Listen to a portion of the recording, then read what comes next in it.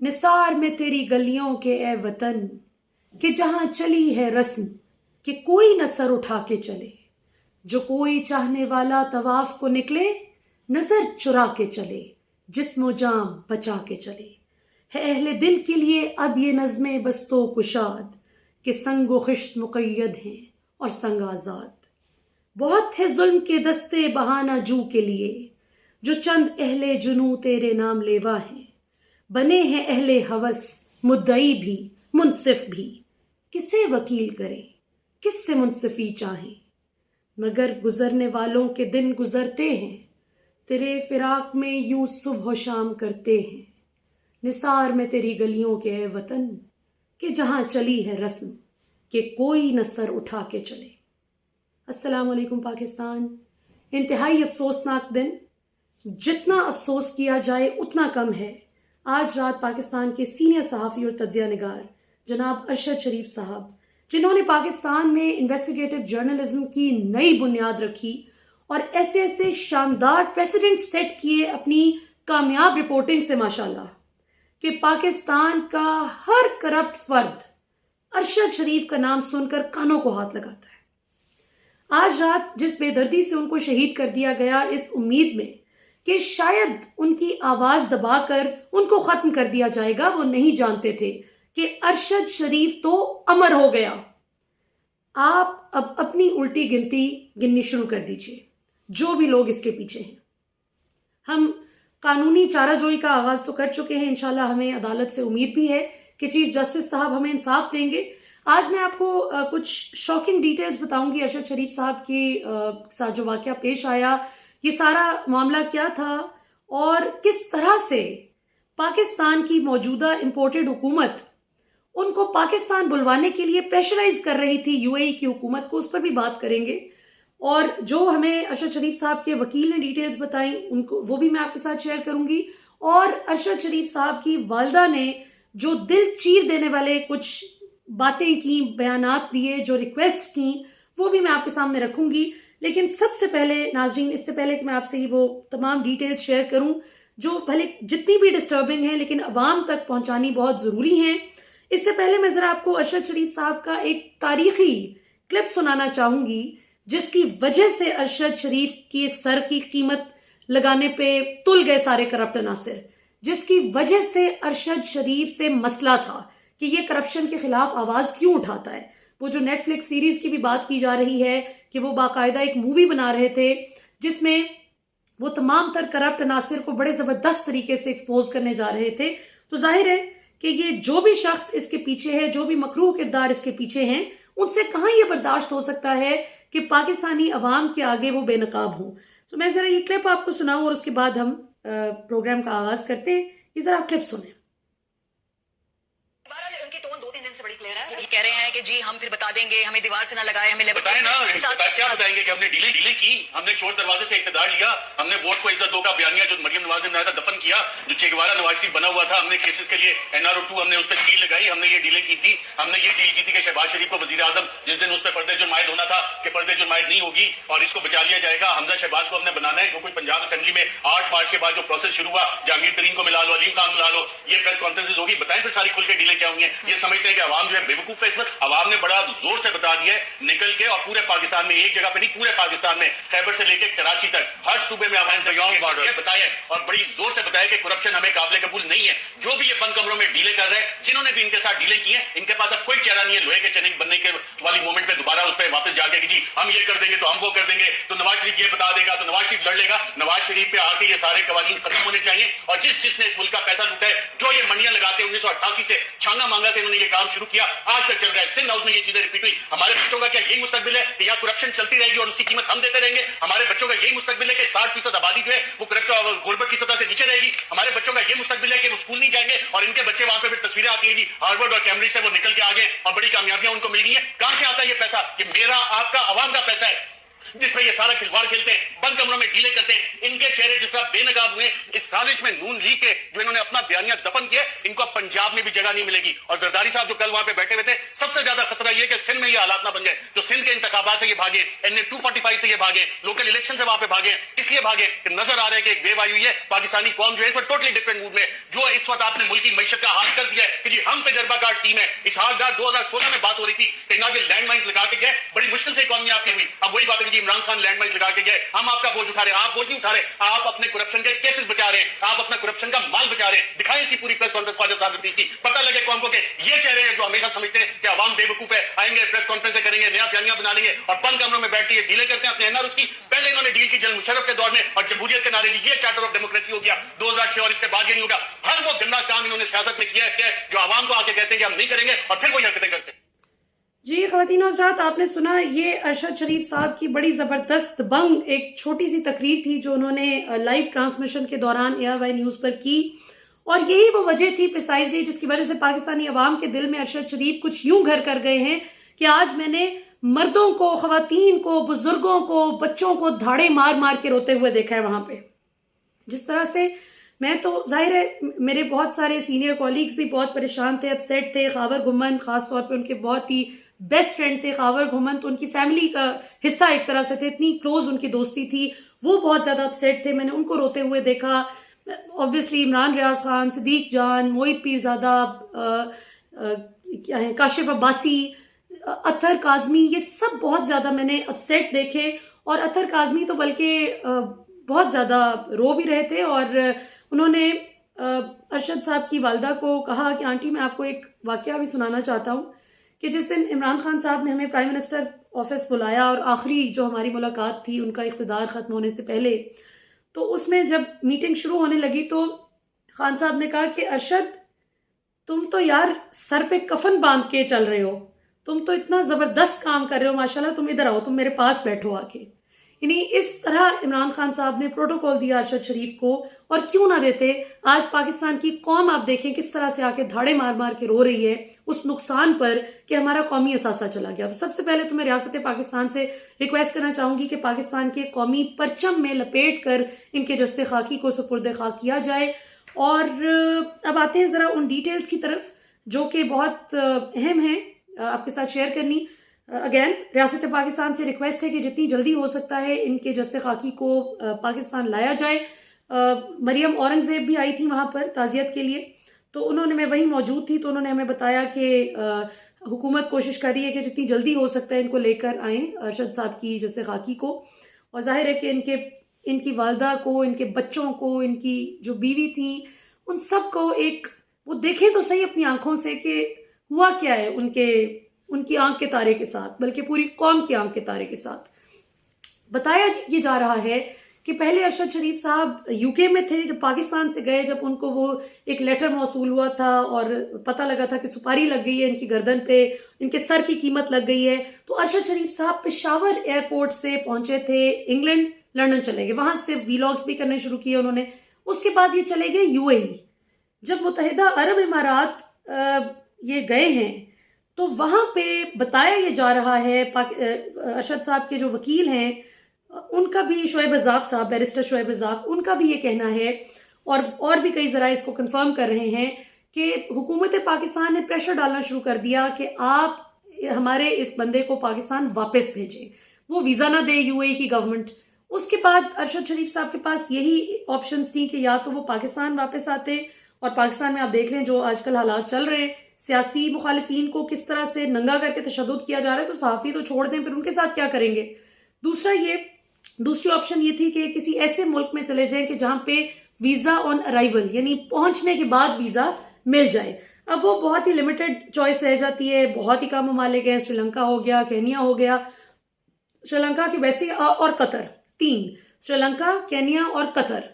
अब कतर में जाहिर है कि इन्हें पता है कि इनका काफी इन्फ्लुएंस है, कतरी खत भी आपको याद होगा, जाली कतरी खत किस कॉन्फिडेंस के साथ लाया गया था, तो वो तो ऑप्शन वैसे ही रूल आउट कर दी कि वहां नहीं जाना। फिर श्रीलंका के वैसे ही लेटी हालात इतने खराब थे कि वहां भी नहीं रिस्क लिया, तो अब यहाँ पर केनिया एक ऑप्शन रह जाती थी। वहां पर अरशद शरीफ साहब जब गए तो उनको वीजा ऑन अराइवल हो गया, पहुंचने पर वीजा मिल गया। वहां पे तो ऑलरेडी बताया जाता है कि $100 के एवज, $50 के एवज, यानी इंसानी जान की कोई कीमत ही नहीं है केन्या में। किसी को भी किसी से भी मरवाया जा सकता है। वहां तो लॉ एंड ऑर्डर सिचुएशन बिल्कुल ही खराब है। तो वहां पर अरशद शरीफ साहब को स्पेसिफिकली टारगेट किया गया। अब ये जो कहानी सुनाई जा रही है कि नहीं जी किसी की गाड़ी चोरी हो गई थी तो वो उसने रिपोर्ट की थी तो इसलिए पुलिस उस बंदे को चेज कर रही थी जिसने गाड़ी चोरी की है, ये तो इसलिए बड़ी बोगस सी स्टोरी है कि अगर गाड़ी चोरी की है और अगर फर्ज करें आपको लग रहा है कि चोरी की गाड़ी फरार हो रही है तो आप गाड़ी के टायर पे मारेंगे। और ये काशिफ अब्बासी साहब ने बड़ा राइटली पॉइंट आउट किया। उन्होंने कहा कि गाड़ी के टायर पे लगता, कोई गाड़ी पे शूट करते वो, या चलो अगर आपको बहुत है कि नहीं हमने पकड़ना है हर सूरत इस गाड़ी को और आप गाड़ी के टायर वगैरह का आपसे टारगेट मिस हो गया तो आप कोशिश करते कि फिर जो ड्राइवर सीट है, जो बंदा गाड़ी चला रहा है, उसके टायर को किसी तरह वो किया जाए, हिट करे। या अगर आपको किसी इंसान से इतनी दुश्मनी थी तो गाड़ी चलाने वाले से होनी चाहिए थी। अपेरेंटली अगर चोरी की गाड़ी आपको लग रहा था वो थी, ड्राइवर को तो कुछ भी नहीं हुआ, वो तो बिल्कुल माशाल्लाह सेफ एंड साउंड रहा। अरशद शरीफ साहब के सर को, ये सर के साथ गर्दन पे, ये इधर डायरेक्ट टारगेट करके शूट किया गया। तो ये तो कोई ऐसी कार्रवाई नहीं लग रही कि जो गाड़ी को रोकने के लिए की जा रही है, क्योंकि गाड़ी को तो कुछ नहीं हुआ, डायरेक्ट अरशद शरीफ को मारा गया। अब उनके साथ जो शख्स मौजूद था, खुर्रम मलिक उसका नाम बताया जा रहा है, और यह भी बताया जा रहा है करीबी जराये के मुताबिक कि 2 से 2.5 माह से, तकरीबन 2-2.5 माह से खुर्रम मलिक के साथ काफी क्लोजली अरशद शरीफ रह भी रहे थे, कभी कहीं कभी कहीं, और उनके साथ साथ थे खुर्रम मलिक, मतलब he was checking up on him regularly. तो अब उन पर शक किया भी जा रहा है और कुछ लोग उनको एग्जोनरेट भी कर रहे हैं कि अगर ऐसा करना होता तो 2-2.5 महीने पहले भी वो ये बंदा इस तरह की कार्रवाई करवा सकता था अगर वो मुलविस है। लेकिन सवाल ये पैदा होता है कि अगर ये 2-2.5 महीने पहले हो जाता या 2 महीने 1.5 माह पहले हो जाता तो शायद आज ये वाली बात कोई करता ही ना कि नहीं, अगर उसने करना होता तो पहले ना कर लेता। तो हो सकता है कि पहले कॉन्फिडेंस गेन किया गया हो अरशद साहब का और उसके बाद इसको फैसिलिटेट किया गया हो अगर वो मुलविस है इसमें। बहरहाल पुलिस को, वो शख्स भी अपना बयान दे रहा है, केनियन पुलिस को अपना बयान रिकॉर्ड करवा चुका है खुर्रम मलिक। और अब देखना यह है कि खुर्रम मलिक का क्या कोई दोस्त था, एक्वेंटेंस था, कौन था, कैसे था, क्योंकि रिश्तेदार तो नहीं था, ये कौन बंदा था। और फिर ये कि जिस वक्त ये वाकया पेश आया तो खुर्रम मलिक अरशद शरीफ साहब के साथ था। और फिर ये कि अभी जो हम कोशिश कर रहे हैं कि जुडिशल इंक्वायरी इंशाल्लाह इस्लामाबाद हाई कोर्ट करे इस पर, एक इंडिपेंडेंट जुडिशल इंक्वायरी कि ये मर्डर आखिर कैसे हुआ, इसके परपेट्रेटर्स कौन थे, इसको करवाने वाला कौन है, करने वाला कौन है, कौन इसके पीछे है। तो अगरचे मैं जानती हूं कि पाकिस्तानी अवाम की उम्मीद अपनी अदालती निज़ाम पर, अदालतों पर बिल्कुल भी नहीं है, यकीन भी नहीं है, लेकिन इंशाल्लाह हम तो चीफ जस्टिस साहब को ही देखते हैं उम्मीद की नज़र से कि इंशाल्लाह हमें इंसाफ मिलेगा। क्योंकि अरशद शरीफ साहब की वालिदा ने बिल्कुल दुरुस्त एक अपील भी की है और बड़े मान से रिक्वेस्ट की है चीफ जस्टिस साहब से, हमारे थ्रू हमें उन्होंने कहा है कि आप मेरी आवाज बने और आप कहें चीफ जस्टिस साहब से कि चीफ जस्टिस साहब मुझे अपने बेटे का इंसाफ चाहिए, मेरे बेटे के कातिल, उसके कत्ल का ऑर्डर देने वाले, उसकी जिंदगी अजाब करने वाले, इन सबको आपने कटहरे में लाना है और मैं फांसी के फंदे पर लगता हुआ देखना चाहती हूं उन लोगों को जिन्होंने मेरे बेटे को मारा और मरवाया। सो ये चीफ जस्टिस साहब, आज अरशद शरीफ है, कल मैं, आप, कोई भी हो सकता है। जिस आजम स्वाति ने कहा था ना कि आज उन्हें बराहना करके तशद्दुद किया गया है, कल को खुदा न खास्ता अगर इस आग के शोले अदालतों तक पहुंच गए और अगर कल को पाकिस्तान के किसी जज को भी इसी तरह बराहना करके तशद्दुद किया गया खुदा न खास्ता, तो फिर ये आग कभी भी थमने वाली नहीं। तो इससे पहले कि ये आग मजीद इदारों को अपनी लपेट में लेती जाए, इस गलाजत और गंदगी को यहीं रोकना होगा। तो ये कुछ पॉइंट्स हैं नाज़रीन जो बड़े मेरे लिए बहुत शॉकिंग बात है कि आखिर पाकिस्तान की हुकूमत को क्या अर्जेंसी थी, अरशद साहब को क्यों नहीं वो यूएई में रहने दे रहे थे, क्यों उनको था कि हमारे बंदे को वापस भेजें, इनको क्या जरूरी काम था। नौकरी तो वो थी जो चली गई थी अरशद शरीफ साहब की, उनको ARY ने तो कह दिया था कि ठीक है भाई अब हम अब आपके बयानिए का मजीद बोझ नहीं उठा सकते। तो क्या ऐसी जल्दी थी कोई नौकरी देने से, तुसी कोई मतलब अपने स्ट्रेटेजिक मीडिया सेल विच तुसी बाना सी, मतलब क्या इशू था, आपको क्या इतनी अर्जेंसी थी उनको बुलाने की और उनकी जिंदगी तंग करने की। तो जाहिर है हुकूमत पर सवालात तो उठेंगे। अगरचे मरियम औरंगजेब बड़ी अच्छी तरह आई, आके उन्होंने बातचीत वगैरह की और बताया कि हम कोशिश कर रहे हैं कि अरशद साहब की डेड बॉडी को जितना जल्दी हो सकता है लाया जाए, लेकिन सवाल तो ये होगा कि हुकूमत तंग क्यों कर रही थी अरशद शरीफ को, आखिर क्या जुर्म था उसका? करप्शन पर आवाज उठाना, करप्ट अनासिर को कैफरे किरदार तक पहुंचाने के लिए अपना आखिरी सांस तक जोर लगाना, जिहाद करना, जो डॉक्टर रिजवान ने भी किया था एफआईए के डायरेक्टर ने, और उसको भी एक पुरस्कार अंदाज में हार्ट अटैक हो जाता है और वो दुनिया से चला जाता है। जो मकसूद चपड़ासी और जितने भी लोग इनके साथ शामिल थे करप्शन में, और जो लोग इनकी करप्शन के खिलाफ तफ्तीश कर रहे थे, उन सबको अचानक से ऐसे हार्ट अटैक हो जाते हैं बड़े पुरस्कार अंदाज में। सो ये देखने वाली चीजें हैं। हम कोई डर के घबरा के चुप करने वाले नहीं हैं। हम इंशाअल्लाह ताला, अरशद शरीफ की वालदा ने बार बार हमें कहा कि बेटा ऐसे नहीं कि आप कह रहे हैं कि हम साथ खड़े हैं, साथ खड़े हुए का मतलब है कि इंसाफ चाहिए हमें। तो वो जो 5 बच्चे अरशद शरीफ के यतीम कर दिए ना, जिसने भी ये घटिया हरकत करवाई है, अब ये आपका हिसाब होगा इंशाल्लाह। तो उल्टी गिनती शुरू हो गई है और असल इंसाफ तो जाहिर है कि अल्लाह की अदालत में तो होता ही होता है, और ये लोगों की गलतफहमी है कि अगले जहान में होता है, वो इसी जहान से शुरू हो जाता है इंसाफ होना। Just wait and watch. अभी तक के लिए नाज़रीन इतना ही। इंशाल्लाह आपसे अगले प्रोग्राम में फिर मुलाकात होगी। I hope I covered all the points. हाँ, वो भी आए हुए थे major general retired Ejaz Awan साहब, जिनके अपने वालिद साहब शहीद हुए थे जब वो 9 साल के थे। तो वो आज अरशद शरीफ साहब की वालदा को कह रहे थे कि माँ जी मैं 9 साल का था और अपनी दादी की गोद में बैठा हुआ था, जिस तरह आप अरशद के बच्चों को इस तरह लेके बैठी हुई है ना, मेरी दादी भी इसी तरह मुझे गोद में लेके 9 साल का मैं था तो बैठी थी, और मेरी माँ बड़ी जवानी में बेवा हो गई थी, और हमने अपने घर से शहादतें देखी हैं होती हुई। लेकिन अरशद की जो ये है ना, ये ट्रेजिडी, मैंने कहा ना कि इट्स अ ट्रेजिडी, तो उन्होंने कहा नहीं, ट्रेजिडी तो जो हो गया है उसको, उस लफ्ज को, उस चीज को डिस्क्राइब ही नहीं कर सकती। It's much more than a tragedy, it's way more than a tragedy. He is right, I absolutely agree with him.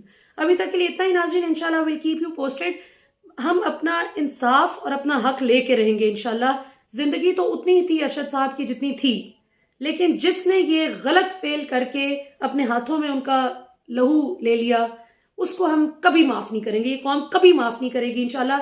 हमें पकड़ पकड़ के आज खवातीन मिल रही थी, कहें कि आप लोगों ने चुप नहीं करना, डरना नहीं है, आपने हमारी आवाज बनना है, और हमने कहा कि हम बिल्कुल बनेंगे इंशाल्लाह। और मुझे इतनी तकलीफ हुई जब एक खातून बहुत ज्यादा रो रही थी, वो शायद उनके हम नेबरहुड में रहती हैं, हमसाई हैं, तो उन्होंने कहा कि अतहर काजमी को उन्होंने ना ऐसे पकड़ के कहा कि बात सुनो, सच बोलना छोड़ दो मेरा भाई, यहाँ पे सच ना बोलना, हम पता नहीं कहाँ पे रह रहे हैं। अब हमने एक भाई खो दिया है, दूसरा नहीं खो सकते। मेरा कोई भाई नहीं और अरशद शरीफ मेरा भाई बना हुआ था, और अपनी माँ का ये एक ही बेटा बचा था। ये 3 बहन भाई थे, 2 बहनें, 2 भाई 1 बहन। तो अरशद साहब की जो छोटा भाई अशरफ शरीफ, वो बड़ा दलेर फौजी था, उन्होंने भी जामे शहादत नोश किया दुश्मन के हाथों, और आज अरशद शरीफ ने भी बदतरीन दुश्मन के हाथों जामे शहादत नोश किया।